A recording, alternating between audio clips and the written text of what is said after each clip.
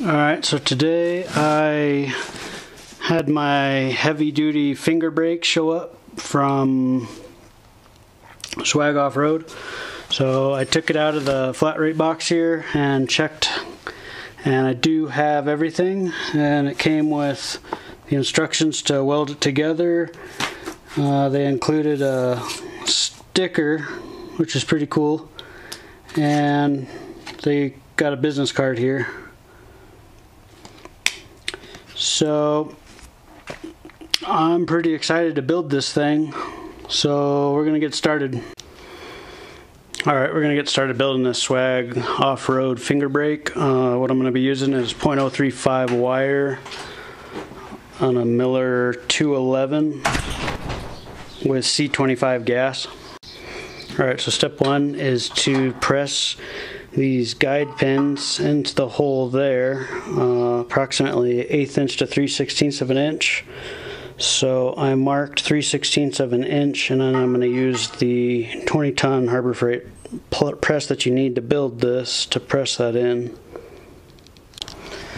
Alright, so we got it lined up in the press, and then what I did is I made sure it was square, and then we're just gonna pump it down to those lines that we created earlier. Alright, so now we got it pressed in there, and we got it on the table. We're checking for square, and this is a little that way. So what I'm gonna do is I'm gonna take a rag and a hammer and kind of tap it back the correct way.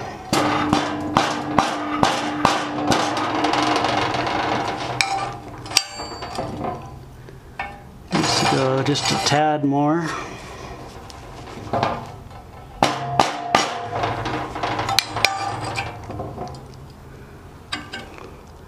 Alright, that's about perfect. So now what we got to do is give it 2 little tack welds to hold it in place.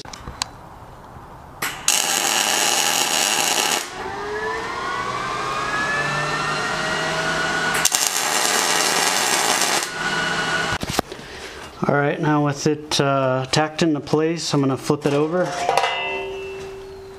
And we're going to recheck for square.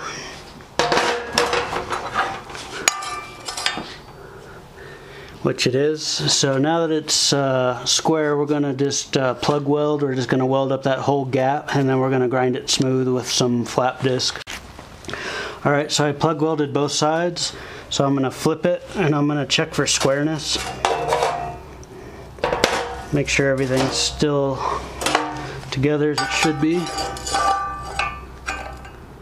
So that one's perfectly square,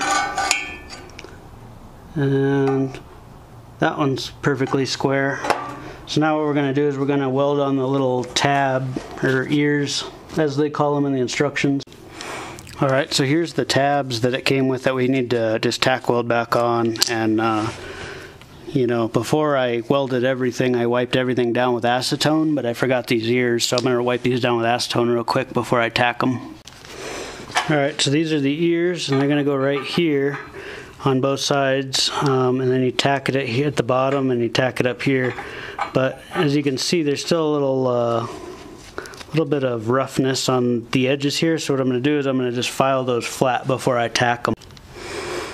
Alright, so we're going to weld on the ear, and the easiest way I think to do that is after I flatten that up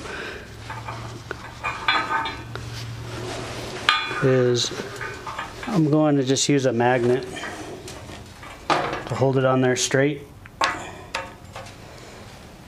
and then just kind of get it to where you have a little gap in between both sides so you can get some of that MIG wire in there pretty good.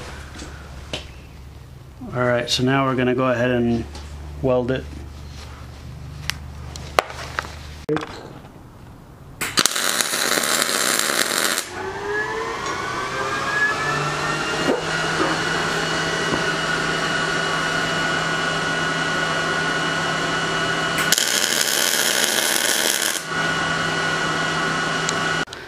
Alright, so now we're going to grind off these plug welds we created. And I'm going to do that with a 40 grit flap disc, and then I'm going to touch it up with an 80 grit flap disc.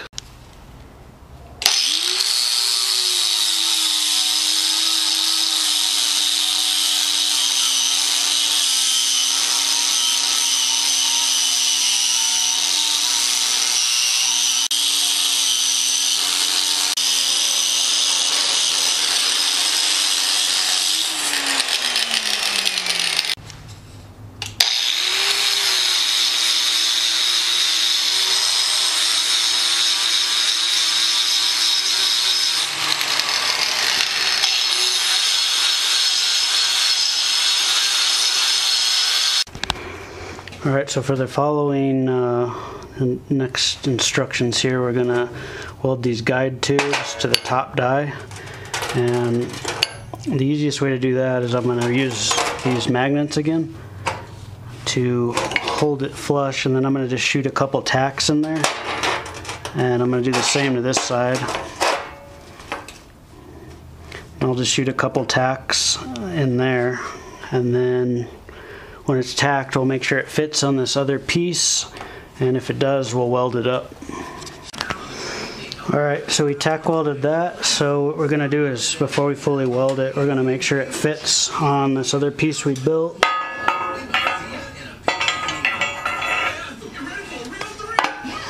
Which it does, it fits real good, so we're going to go ahead and weld those pipes all the way on now. Alright, so I welded the pipes on there all the way on both sides. So I checked fitment to make sure it still fits on this, and I'll insert the manual here, but I think the next step is welding on the angle in this piece.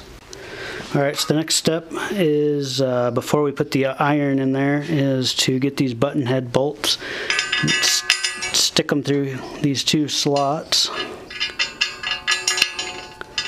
and then now we need to weld those in place, and that's going to be for the backstop. Okay, so for the next part, it's to put the angle in. So what you got to do is make sure it's flat in the gap there, so you're getting all on here, both sides, and then you want it to read. I got a alright, so I have my angle finder there, and I got it exactly, it probably looks a little off on the camera, but straight on it's exactly 45 degrees. So 45 and 45 equals 90, which makes it square. So what we're going to do now is I'm going to go around these edges, and I'm going to put some tack welds on both sides every little bit and make sure it stays square. And then we're going to alternate welding. It says to weld like the chunk here, and then we're going to go to the farthest side and weld, and that way it will keep it from warping. Alright, so what I did is I did a couple tacks, and then I did a couple tacks on the other side. So it's kind of got pretty hot, so I'm going to let it cool off a little bit, and then I'm going to run about 4 to 6 more tacks, and then I'll probably let it cool off, and then I'll run a few more tacks and it'll be done. Alright, so we did our next set of welds. And as you can see, I'm doing about 2 inches at a time, maybe 2.5. So on the next round, what I'll do is I'll just start connecting them in a zigzag pattern, and then it'll be done. Alright, so while the last welds are cooling, we're going to put together the top portion. So you just take these bolts, you push them through the front, and it's threaded in the back. And I got a 3/4 socket to tighten up the fingers. So for now, I'm going to just get them a little started, and I'm going to put all the finger pieces in there for now. Alright, so now all the fingers I have there, and I just need to finish tightening these bolts all up, and that'll hold it in place. Alright, it's just about done. I'm going to paint it once it's completely done, but I got the back all together, and I got the front all together, and I got the finger brakes in there. It just kind of pushes down. These springs are pretty hard to keep it up there. And then once I get it over to my press, this collar will go on.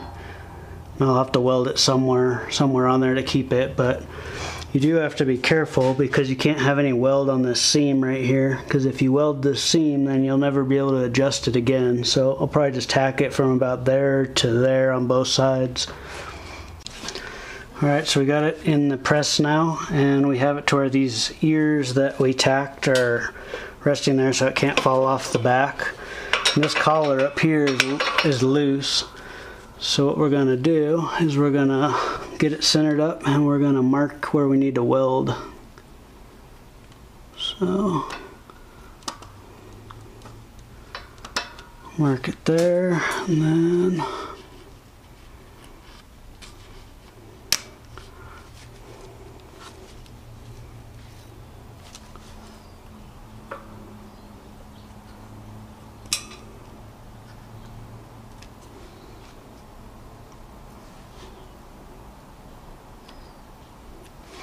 Alright, so we're going to go ahead and tack weld that collar on. Alright, so what I did is I welded that and I missed that line there. And then I just kind of gave it a quick weld on that side, and that should be plenty. It's just to kind of hold that jack in place. Alright, so I got a little test piece of just sheet metal in there just for its first go. We're going to try it out.